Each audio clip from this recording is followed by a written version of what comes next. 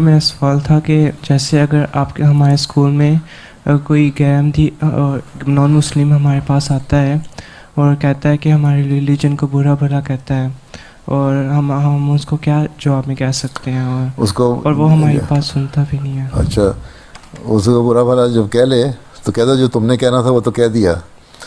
اب انصاف تو یہ ہے کہ تم میری بات بھی تو سنو، ٹھیک ہے؟ پھر اس کو بتاؤ کہ میں جس ریلیجن کو مانتا ہوں، اسلام کو، تو یہ ہے.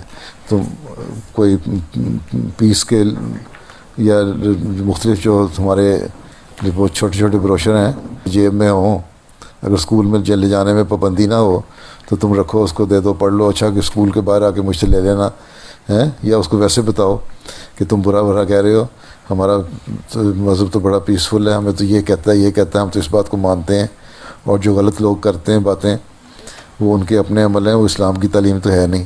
اور اگر تم نہیں سنو گے میری بات تو اس کا مطلب تم انصاف نہیں کر رہے، تم جسٹس نہیں کر رہے، تمہارے اندر بغض بھرا ہوا، کینہ بھرا ہوا ہے. اس لیے میں تمہیں کیا کہہ سکتا ہوں، ٹھیک ہے؟ لیکن ساتھ کے اپنے اس کے جو تمہارے ساتھ کے دوست ہیں ان کو تم سمجھا سکتے، دیکھو یہ اپنی باتیں تو کر رہا ہے، مجھے برا بھلا کہہ رہی ہے، میری بات بھی تو اس کو سننی چاہیے. کم از کم اس طرح تم اپنے جو دوست ہیں نا ان کو اپنے قریب لے آؤ گے، ہمدرد بنا لو گے.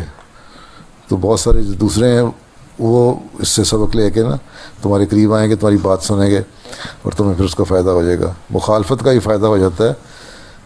اگر مخالفت ہو تو یا تو مخالف کو جواب دو تو اس کی تسلی ہو جاتی ہے، اس کی اصلاح ہو جاتی ہے. نہیں، اگر مخالفت مولویوں کی طرح ہی کرنے والا ہو، مخالفت کہ سننی نہیں بات، جس طرح پاکستان میں مولوی ہماری باتیں سنتے، مخالفت ہی کرنی ہے تو کم از کم لوگ ارد گرد کے پھر آہستہ آہستہ ان میں ہمدردی پیدا ہونی شروع ہو جاتی ہیں.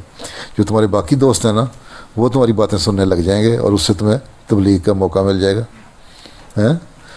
تو یہ بھی بات جو کہتے ہیں نا انگلش میں بلیسنگ ان ڈسگائز، وہ ہو جاتا ہے. ٹھیک ہے.